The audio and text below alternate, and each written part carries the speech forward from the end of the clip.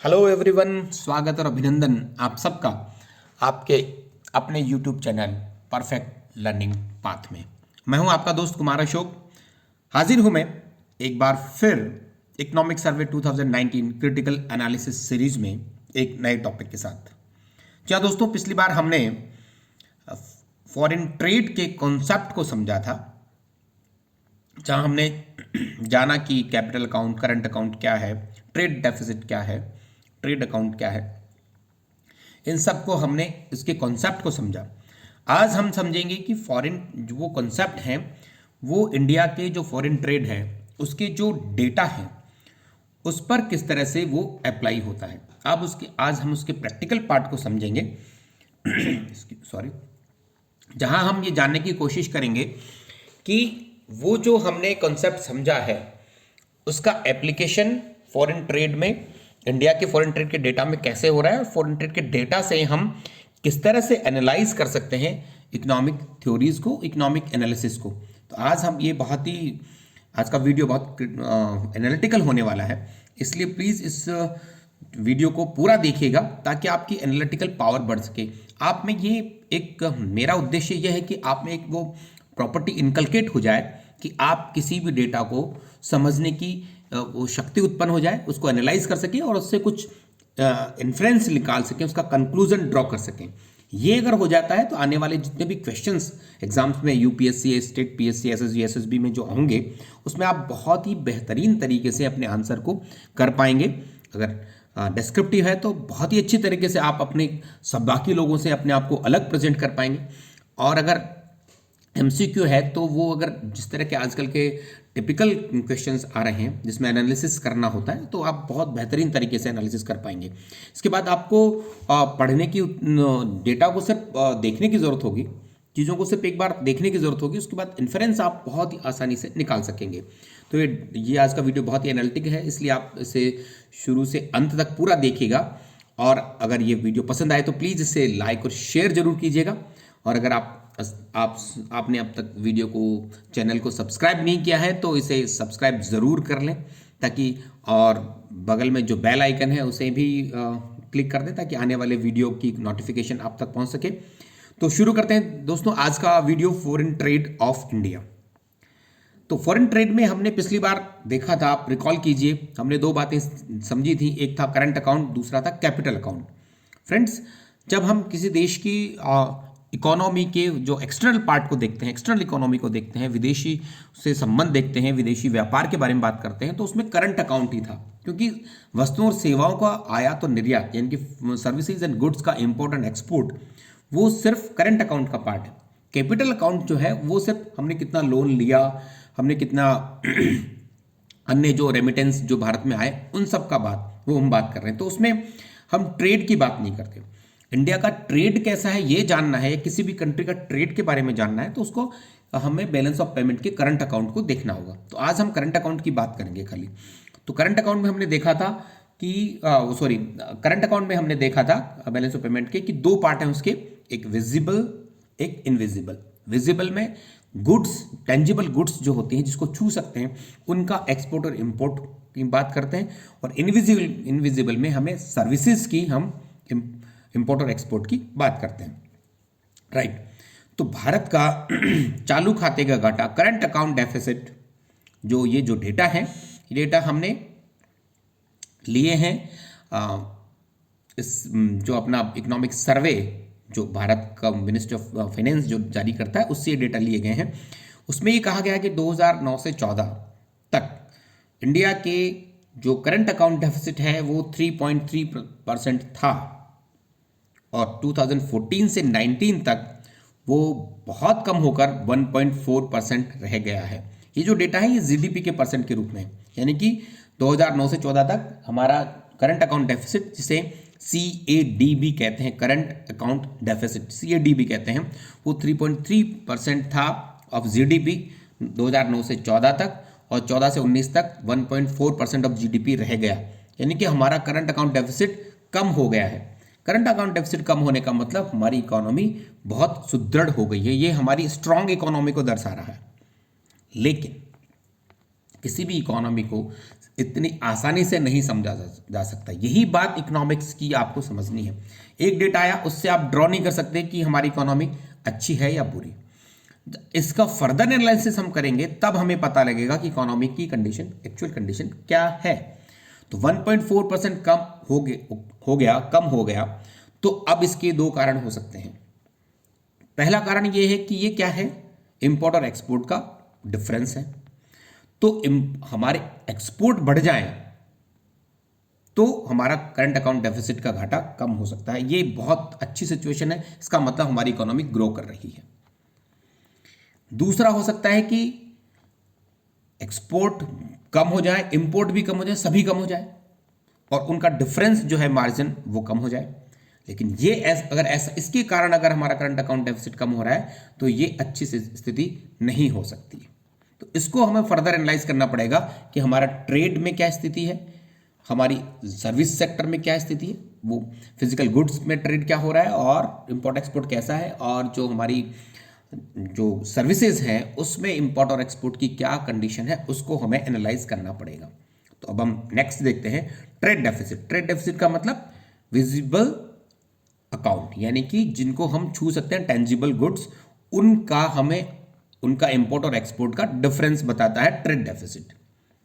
तो आप ये देखिए, ट्रेड डेफिसिट 2009 से 14 में 8.6% ऑफ जीडीपी था, जो 14 से 19 में कम होकर 6% ऑफ जीडीपी रह गया है। या माइनस का मतलब डेफिसिट है, तो वो 6.6% डेफिसिट रह गया है 2014 से 19 में। यानी कि हमारा ट्रेड डेफिसिट भी कम हुआ है, यानी कि वस्तुओं का, टेंजिबल गुड्स का इंपोर्ट और एक्सपोर्ट में भी हमें बेनिफिट हो रहा है।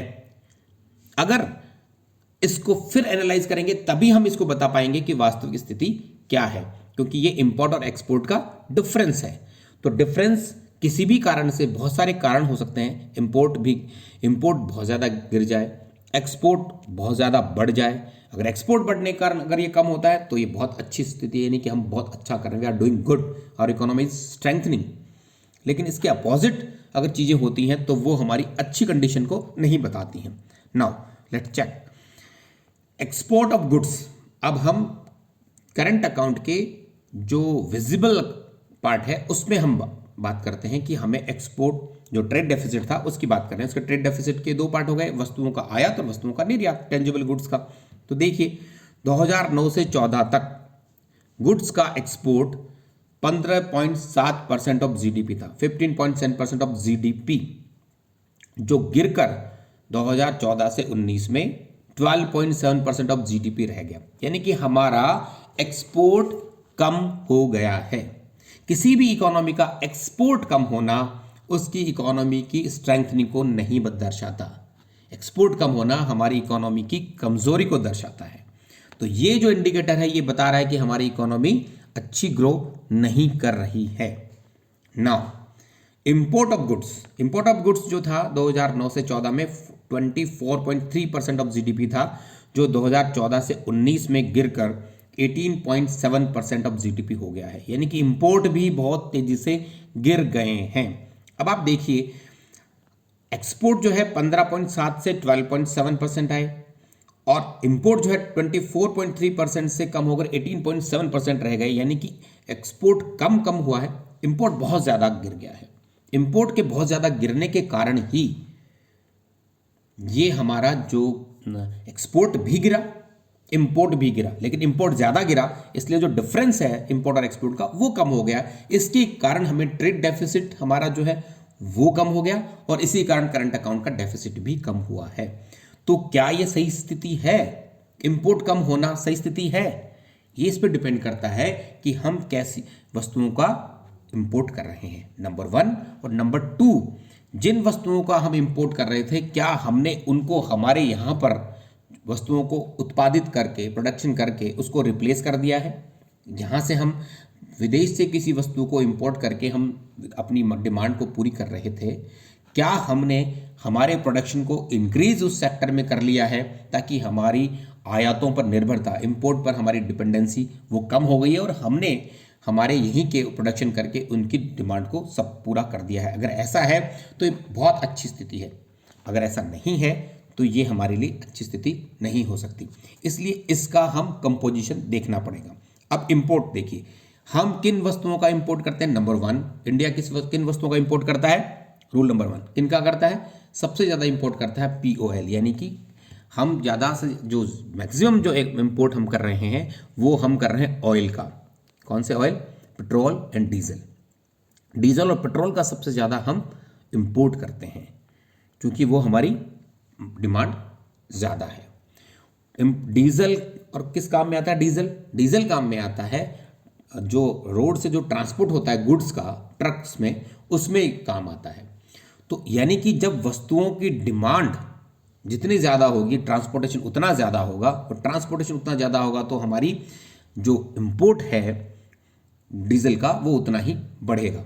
लेकिन डीजल का इंपोर्ट कम होना और हमारे यहाँ पर डीजल का कोई प्रोडक्शन एक्स्ट्रा नहीं हो रहा, डीजल का उतना ही प्रोडक्शन जितना पहले था, तो इसका मतलब हमारी जो डिमांड जो है वो तो जो कम हो रही है, ये डिमांड कम हो रही है। डिमांड कम क्यों हो रही है? क्योंकि लोगों के पास परचेजिंग नहीं है। जब गुड्स की डिमांड कम है, लोगों के पास परचेजिंग पावर नहीं है, तो लोग वस्तुओं की डिमांड कम कर रहे हैं, और जब वस्तुओं की डिमांड कम कर रहे हैं तो वस्तुओं का ट्रांसपोर्टेशन गुड्स का वो भी कम हो रहा है। जब वो कम हो रहा है तो हमारी डीजल और पेट्रोल की मांग कम हो रही है, और डीजल और पेट्रोल की मांग कम होने के कारण हम इंपोर्ट कम कर रहे हैं। इसका मतलब लोगों की ये जो गिरता हुआ इंपोर्ट है वो हमारे देश की लोगों की गिरती हुई परचेजिंग पावर, उनकी बेरोजगारी और वस्तुओं की कम डिमांड को शो कर रहा है। तो ये हमारी अर्थव्यवस्था का बहुत ऋणात्मक पक्ष को शो कर रहा है। यहाँ सिर्फ इंपोर्ट बता रहा है, लेकिन इंपोर्ट के कंपोजिशन और हमारे प्रोडक्शन उसको अगर हम मिला दे दोनों को, तो हमें ये पता लगता है कि हमारी डिमांड, इससे क्या बता रहा है कि हमारे गुड्स की डिमांड कम हो गई है। इससे ये पता लगता है कि हमारी परचेजिंग पावर कम हो गई है। तो गिरती हुई परचेजिंग पावर, उसके कारण कम होती डिमांड, उसके कारण कम होता हमारा पेट्रोल का आयात, हमारी गिरती हुई अर्थव्यवस्था को बता रहा है।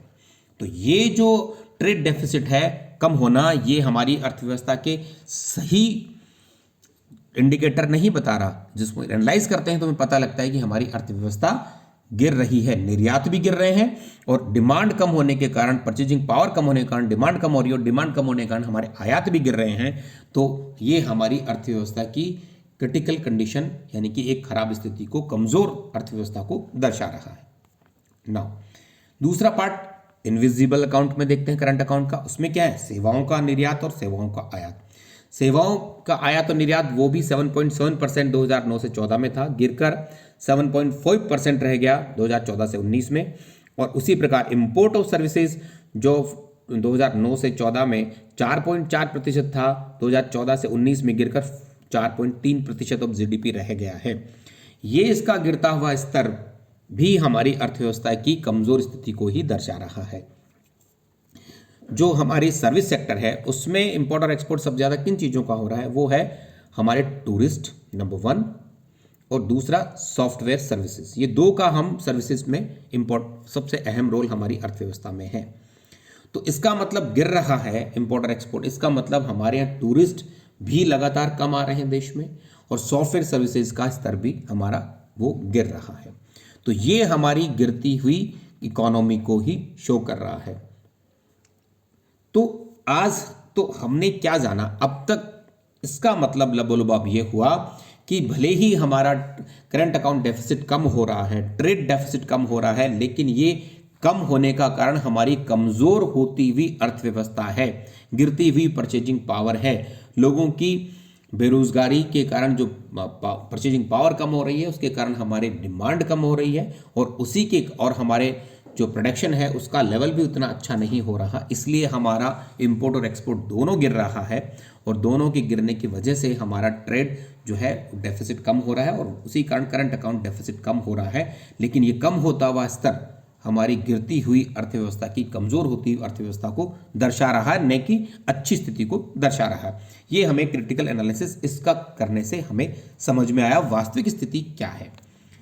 एक चीज जो इंपोर्ट एक्सपोर्ट में इंपॉर्टेंट है, वो सबसे इंपॉर्टेंट है एक्सचेंज रेट।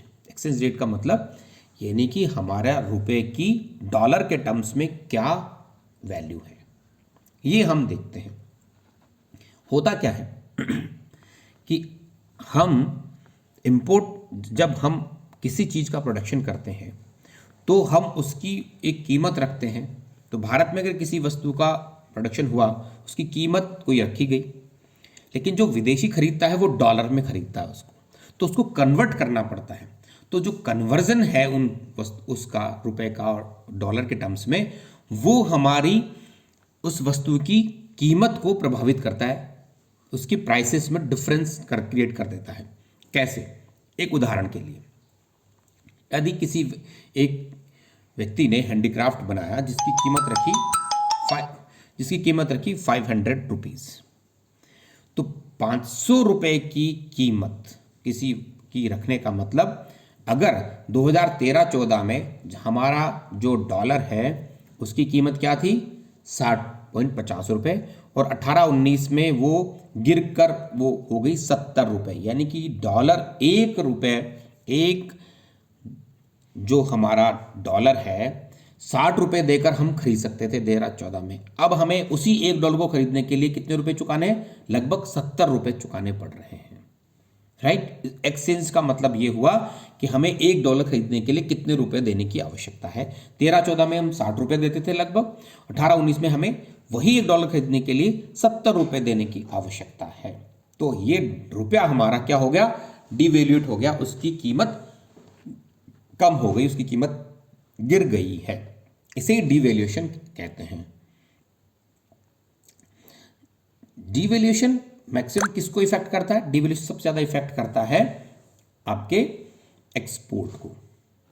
एक्सपोर्ट बढ़ाने के लिए जानबूझकर डिवैल्यूएशन किया जाता है। जैसे चाइना ने किया कि अपने रुपए को घटा दिया, उसकी बहुत आलोचना हुई ताकि उसके एक्सपोर्ट बढ़ जाए, लेकिन कई देशों ने उसकी आलोचना की कि आप आर्बिट्रेरी ऐसे अगर डिवैल्यूएशन करेंगे तो बहुत देशों को नुकसान होता है। तो सभी ऐसा अपनी वैल्यू को डिवैल्यूएट करने लगेंगे। ये मांग और पूर्ति, डिमांड और सप्लाई के आधार पर डिसाइड होना चाहिए किसी की वैल्यू, किसी करेंसी की वैल्यू। तो भारत की करेंसी डिमांड और सप्लाई के आधार पर 60 रुपये 13-14 में थी, वो 18-19 में गिरकर 70 रुपये हो गई $1 की कीमत। तो हमारा डिवैल्यूएशन हो गया। ना मैं एक उदाहरण दे रहा था आपको कि एक हैंडीक्राफ्ट, अब इसको उदाहरण से समझ सकते हैं, उसी उदाहरण से कि 500 रुपये की कोई चीज़ किसी एक हैंडीक्राफ्ट ने बनाई। जब 500 रुपये की चीज़ बनाई तो विदेशी व्यक्ति जो है, कोई खरीदने वाला, वो डॉलर में खरीदेगा, तो वो कन्वर्जन कैसे करेगा? 60 रुपये अगर 13-14 में वैल्यू थी तो 60 रुपये में उसकी 2013-14 में उसकी वैल्यू क्या रही डॉलर टर्म्स में? 500 डिवाइडेड बाई 60, तो लगभग $8.5 उसकी कीमत हो गई। उस हैंडीक्राफ्ट की कीमत 13-14 में खरीदने वाला $8.5 देगा। राइट?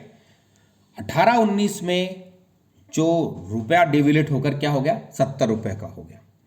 तो अब उसी 500 रुपये की वही हैंडीक्राफ्ट जो विदेशी खरीदेगा तो वो कितने डॉलर देगा? 500 डिवाइड बाई 70, तो लगभग 7 रुपये के आसपास। यानी कि जो 13-14 में एक हैंडीक्राफ्ट, एक आइटम $8.5 में मिल रहा था, 18-19 में वही आइटम, वही हैंडीक्राफ्ट अब आपको $7 में मिल रहा है। यानी कि हमारा वस्तु का जो कीमत है डॉलर टर्म्स में, वो उसकी प्राइस गिर गई, सस्ती हो गई। जब चीज़ें सस्ती होती हैं तो क्या होती है? उसकी डिमांड बढ़ती है और उसका एक्सपोर्ट बढ़ जाता है। तो कहने का मतलब ये है कि जब हमारी 2013-14 में की तुलना में 18-19 में जब रुपया डिवैल्यूएट हो गया है, डिवैल्यूएशन उसका हो गया है, यानी कि एक्सपोर्ट सस्ते हो गए हैं, तो एक्सपोर्ट क्या होने चाहिए? टेक्निकली, सैद्धांतिक रूप से, नियमानुसार एक्सपोर्ट को बढ़ना चाहिए। लेकिन हमने अभी देखा कि हमारे जो एक्सपोर्ट हैं वो 15.7%, 15.7 की तुलना में 12.7% ही रह गए जीडीपी के, यानी कि एक्सपोर्ट हमारे गिर गए। जबकि हमारी एक्सचेंज रेट गिर गई थी, एक्सचेंज रेट 70 रुपये हो गई थी, यानी कि हमारा रुपया डिवैल्यूएशन हो गया था, चीज़ें सस्ती हो गई थी। सस्ती होने के बाद एक्सपोर्ट बढ़ना चाहिए, इसके बावजूद हमारा एक्सपोर्ट गिर गया। तो ये हमारी अर्थव्यवस्था की बहुत बड़ी नकारात्मक स्थिति को दर्शा रहा है। तो एक्सपोर्ट हमारे बढ़ने ही चाहिए थे, एक्सपोर्ट हमारे जो पॉलिसी हम बनाते हैं उसके आधार पर बढ़ने चाहिए थे, और दूसरा एक्सचेंज जो रेट है, जो हमारा डिवैल्यूएशन रुपया हो गया, उसके कारण तो बढ़ने ही चाहिए थे। इन सब के बावजूद भी हमारी एक्सपोर्ट गिरे, तो ये हमारी अर्थव्यवस्था की नकारात्मक होती हुई स्थिति को दर्शा रहा है। और दूसरी ओर हमारी डिमांड नहीं होने का इंपोर्ट भी कम हो रहे हैं, इंपोर्ट ज़्यादा कम हो रहे हैं। तो इसके कारण हमारा ट्रेड जो है वो डेफिसिट भी कम हो रहा है और करंट अकाउंट डेफिसिट भी कम हो रहा है, लेकिन ये हमारी कमज़ोर होती हुई अर्थव्यवस्था के कारण है। इसे आप ऐसे ही समझिए कि कोई कंपनी है, यदि उसको घाटे को कम करना, उसको घाटा हो रहा है, उसको घाटे को कम करना है, वो अपने व्यापार को धीरे धीरे समाप्त कर दे तो उसका घाटा कम होता चला जाए। और अगर लॉजिकली उसको लॉजिकल एंड पे ले जाएं कि वो अगर अपनी कंपनी बंद कर दे तो घाटा क्या होगा, शून्य हो जाएगा। तो क्या वो अच्छी, उसकी इकोनॉमी अच्छी है उस कंपनी के लिए? नहीं। घाटा हमारा कम हो रहा है, हमारी इकोनॉमी स्क्वीज हो रही है, सिकुड़ रही है। सिकुड़ती अर्थव्यवस्था के कारण अगर हमारा करंट अकाउंट डेफिसिट कम हो रहा है तो वो हमारी अर्थव्यवस्था की नकारात्मक स्थिति है। यानी कि आइडियली हम एक्सपोर्ट इंपोर्ट दोनों ही बंद कर दें तो हमारा घाटा शून्य हो जाएगा। तो क्या ये अच्छी स्थिति होगी? नहीं। इसलिए अर्थव्यवस्था में जो भी घाटा कम हो रहा है वो हमारी नकारात्मक जो शक्तियां हैं उनके कारण कम हो रहा है। इसकी वजह से ये एक अच्छा साइन नहीं हो सकता। तो ये मैंने आपको समझाने की कोशिश की, मैंने आपको ये बताने की कोशिश की कि मेरा उद्देश्य ये है इसमें कि आप किसी एक डेटा को लेकर किस तरह से इन्फरेंस निकालेंगे, अर्थव्यवस्था में चीज़ों को किस तरह से समझने की ज़रूरत है। ये एनालिटिकल पावर आप में मुझे डेवलप करने की कोशिश कर रहा हूँ, ताकि आप कोई भी डेटा एग्जाम में आता है, कोई क्वेश्चन आता है, तो उसका एनालिसिस, उसको फर्दर एनालिसिस करके अब आप अपने आंसर को मजबूत बनाएं, उसके आंसर को सही आंसर तक पहुँचे। तो क्योंकि अगर एक क्वेश्चन आता है उसके 4 ऑप्शन भी आते हैं, तो आपको अगर सिर्फ डेटा आपको पता है तो उसके आधार पर आप अगर 4 ऑप्शन देंगे तो वो ऑप्शन सही आंसर आप नहीं कर पाएंगे, जब तक कि आप में लॉजिकल वो एप्टीट्यूड नहीं होगा, एनालिटिकल चीज़ें आप डेवलप नहीं करोगे, तब तक आप सही आंसर तक नहीं पहुंच सकते। इसलिए मेरा उद्देश्य है कि डेटा को आप एनालाइज कीजिए। और ये जिस तरह से इस वीडियो में हमने देखा कि हम किस तरह से किसी एनालिसिस करके इन्फरेंस निकाल रहे हैं, ऐसे ही आप इन्फरेंस निकालना शुरू कर दीजिए। अगर इस वीडियो को इस तरह के वीडियो मैं लगातार डाल रहा हूं, अगर आप लगातार इस तरह के वीडियो देखेंगे तो आपने धीरे धीरे वो सॉफ्टवेयर डेवलप हो जाएगा, आपके दिमाग की इस तरह से तंतु विकसित हो जाएंगे कि आप उसी तरह से चीज़ों को एनालिसिस करना शुरू कर देंगे जैसी कि एग्जाम में रिक्वायर्ड होती है। तो मैं आशा करता हूँ ये वीडियो आपको पसंद आया होगा। अगर पसंद आए तो प्लीज़ इसे लाइक और शेयर जरूर कीजिएगा, और अगर चैनल को सब्सक्राइब नहीं किया तो इसे सब्सक्राइब भी प्लीज़ कर लें। अगला वीडियो हम बनाएंगे जिसमें हम इसके फर्दर जो फॉरेन ट्रेड के एस्पेक्ट्स हैं, जैसे कि उसका कंपोजिशन में आता है कि हम कौन कौन सी वस्तुओं का आयात करते हैं, कौन कौन सी का निर्यात कर रहे हैं।